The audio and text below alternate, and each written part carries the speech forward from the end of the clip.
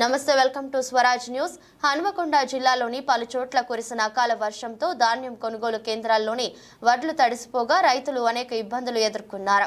కమలాపూర్ మండల కేంద్రంలోని వ్యవసాయ మార్కెట్ యార్డులో అకాల వర్షంకు రైతులు పండించిన ధాన్యం తడిసి ముద్దయింది. 6 నెలల పాటు చెమటోడ్చి పండించిన ధాన్యం చేతికి వచ్చే సమయంలో ఇలా వర్షం కారణంగా తడిసి ముద్దవడంతో రైతులు ఆందోళన చెందుతున్నారు. ఇన్ని రోజులు కష్టపడి పండించిన ధాన్యం అకాల వర్షం వల్ల దెబ్బతిందని ఐకేపీ యాజమాన్యం తడిసిన ధాన్యాన్ని సైతం ఎటువంటి తరగు లేకుండా మొత్తం ధాన్యాన్ని కొనాలని ఆవేదన వ్యక్తం చేశారు రైతులు. అలాగే వర్షం వల్ల ఎక్కువ దిగుబడి వచ్చే పంట కొంత నష్టపోయే అవకాశం ఉందని ప్రభుత్వం స్పందించి ఆర్థిక సాయం అందించి రైతులను ఆదుకోవాలని కోరారు.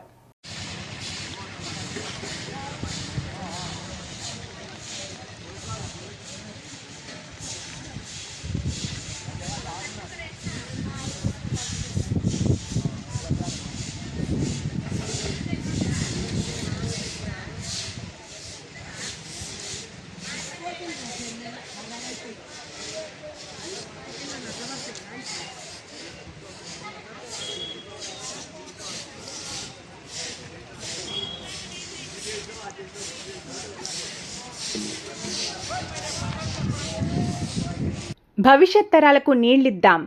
రోజంతా ఎన్నో లీటర్ల నీళ్లు వేస్ట్ చేస్తాం. నీళ్లు సేవ్ చేద్దామన్నప్పుడు ఆలోచన చేస్తాం. మళ్ళా గట్లనే నీళ్ల వాడకం.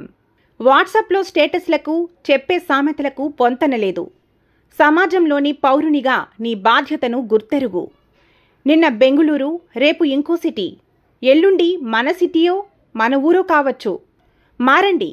జలసంపద నిలువల కోసం నడుం బిగిద్దాం.